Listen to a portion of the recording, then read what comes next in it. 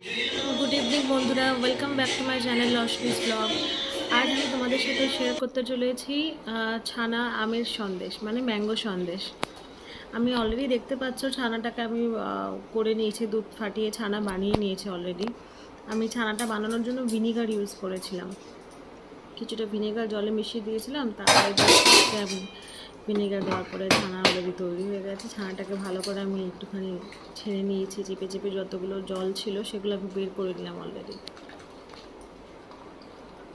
ঠিক যেরকমভাবে দেখছো সেরকম করে আমি বের করে নিয়েছি।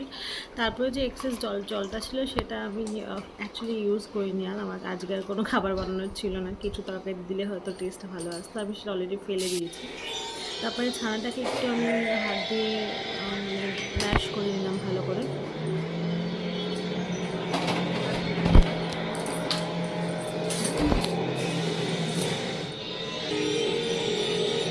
ছানাটাকে আমি একটু ভালো করে ম্যাশ করে নিচ্ছি।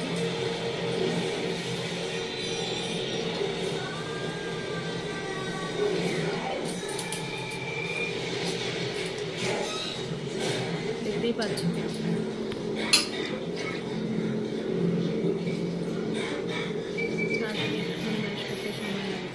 ভালো করে চটকে নিচ্ছি। আর এদিকে আমি আমি ভীমসাগর আম নিয়েছিলাম 3 কিলো, তা আমটাকে আমি গ্রেড করে নিয়েছি। গ্রেড করার পরে আমি একটু মিক্সিতে ঘুরিয়ে নিয়েছিলাম যাতে একটু ভালো পেস্ট হয়। তো দেখতেই পাচ্ছ ভালো পেস্ট হয়ে গেছে।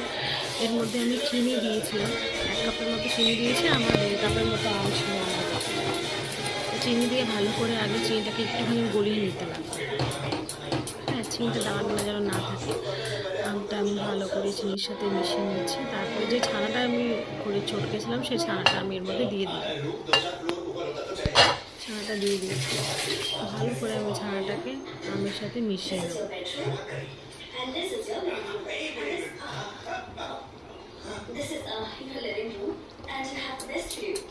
ভালো করে মিশিয়ে নিচ্ছি ছানাটাকে যেন লাম্পস না থাকে।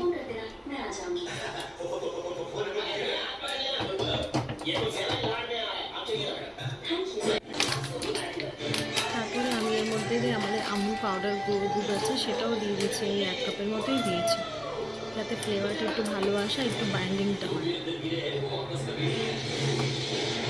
ভালো করে আমি মিক্স করে নিচ্ছি, দেখতেই পাচ্ছ। এবারে আমাকে ততক্ষণ আমটাকে নাড়িয়ে যেতে লাগবে যতক্ষণ এটা শুকিয়ে না, দেখতে পাচ্ছ অনেকটাই শুকিয়ে গেছে।